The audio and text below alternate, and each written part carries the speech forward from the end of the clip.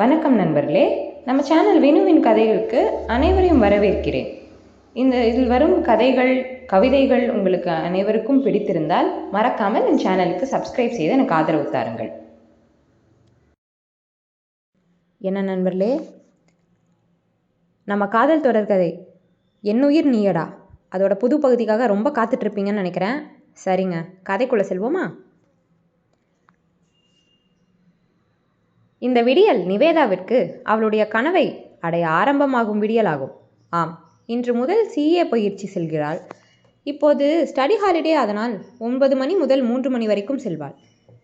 ஆனால் கல்லூரி இருக்கும்போது மாலை 5 மணி முதல் இரவு 8 மணி வரைக்கும் CA பயிற்சி வகுப்புக்கு செல்வாள். நிவேதா 5:30 மணிக்கு எழுந்து நடைபயிற்சிக்கு செல்ல வெளியே வந்தாள். அவள் நடைபயிற்சி செல்ல யாரும் அனுமதி அளிக்கவில்லை.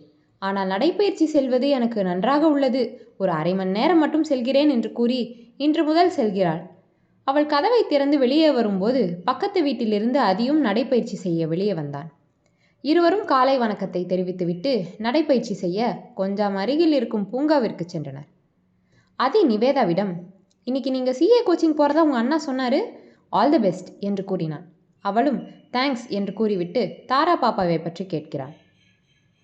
தாராக்கு 7 மணி தான் எந்திரிக்கிற டைம், மிட் டைம்லேயும் எந்திரிக்க மாட்டா என்று கூறி CA பற்றி கேட்டான்.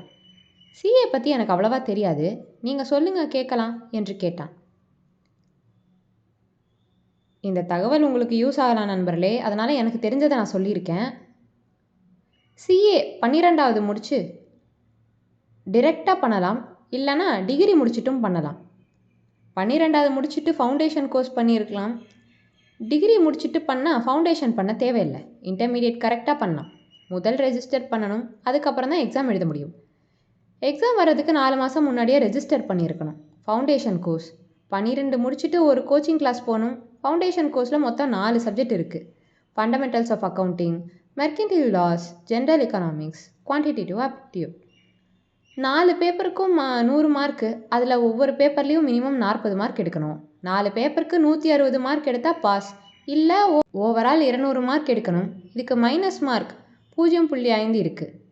இதில் ஒரு பேப்பரில் ஃபெயில் ஆனாலும் அரியர் மாதிரி கிளியர் பண்ண முடியாது.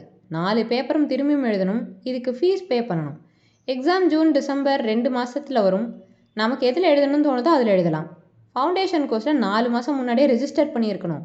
அடுத்து இன்டர்மீடியட் கோர்ஸ், இதுக்கு 8 மாதம் முன்னாடியே ரெஜிஸ்டர் பண்ணியிருக்கணும். காலேஜ் முடிச்சுட்டு டைரெக்டாக இன்டர்மீடியட் கோர்ஸ் பண்ணலாம், இல்லைனா ஃபவுண்டேஷன் கோர்ஸ் முடிச்சுட்டு பண்ணலாம்.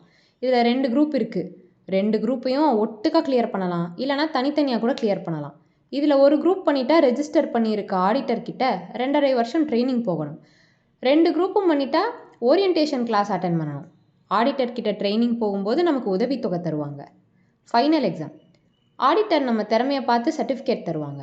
2.5 வருஷம் ட்ரைனிங் முடிச்சுட்டு இன்டர்மீடியட் கோர்ஸ் முடிச்சுட்டு நாம் ஃபைனல் எக்ஸாம் எழுதலாம். இதுலேயும் 2 குரூப் இருக்குது. 2 பாஸ் பண்ணிட்டா நம்ம ஆடிட்டராக ரெஜிஸ்டர் பண்ணிக்கலாம்.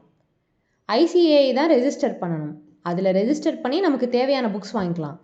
இதுக்கு கொஞ்சம் அமௌண்ட் செலவாகும், எக்ஸாம் எழுத, ரெஜிஸ்டர் பண்ண, அப்புறம் புக்ஸ் வாங்க செலவு என்று நிவேதா ஆதியிடம் கூறி முடித்தாள். இருவரும் நடைபயிற்சி முடித்து அவரவர் வீட்டிற்கு சென்றனர்.